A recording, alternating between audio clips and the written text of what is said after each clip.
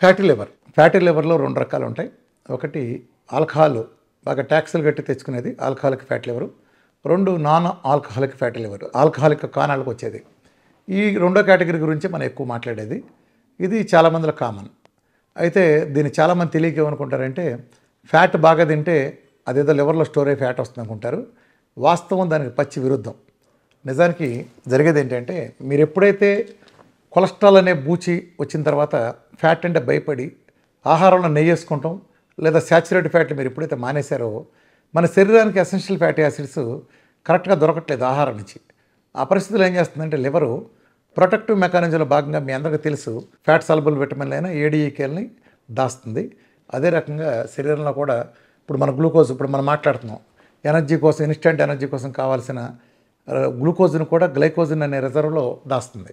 అందులో భాగంగానే శరీరానికి ఫ్యాటీ యాసిడ్స్ ఎసెన్షియల్ కాబట్టి అది ఆహారం ద్వారా అందని పరిస్థితి ఉన్నప్పుడు ఏం చేస్తుందంటే ఏమాత్రం దొరికినా అది లివర్లో స్టోర్ చేయడం మొదలు పెడుతుంది. వచ్చిన ఫ్యాట్ వచ్చినట్టు భవిష్యత్ అవసరాలు దృష్టిలో పెట్టి స్టోర్ చేస్తుంది. అలా స్టోర్ చేసింది ఆ ఫ్యాట్ బరువు మొత్తం లివర్ బరువులో 5% కంటే ఎక్కువ ఉంటే దాన్ని మనం ఫ్యాట్ లివర్ అనొచ్చు. దీంట్లో గ్రేడ్లు 1, 2, 3 గ్రేడ్లు ఉంటాయి. నార్మల్గా 10, 12 అంటే డిపెండ్స్ ఆన్ ల్యాబ్ని బట్టి 10 నుంచో 12 నుంచి ఉంటే నార్మల్ అనవచ్చు. కానీ ఆ తర్వాత కనుకుంటే గ్రేడ్ 1 నుంచి గ్రేడ్ 3 వరకు అంటే కొంతమందికి 20 సెంటీమీటర్ల వరకు అంతకంటే ఎక్కువ కూడా ఉంటుంది. ఇట్ డిపెండ్స్, అదైతే 3 అనుకోవచ్చు. ఇలా 1, 2, 3 గ్రేడ్లు ఉంటాయి.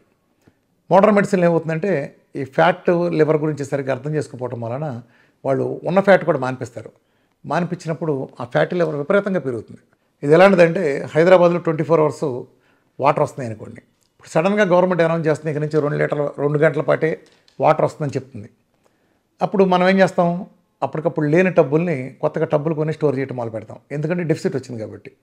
మళ్ళీ గవర్నమెంట్ చెబుతుంది 2 గంటలు కూడా కాదు అరగంటే వస్తుందని. అప్పుడు ఏం చేస్తాం, టబ్బులు ఇంకా పెంచుతాం. అంటే ఎంత డెఫిసిట్ ఉంటే అంత పెంచుతాం. ఇప్పుడు మళ్ళీ 1 నెల తర్వాత గవర్నమెంట్ అనౌన్స్ చేస్తుంది ఇక నుంచి 24 అవర్స్ వస్తే నో ప్రాబ్లం అని.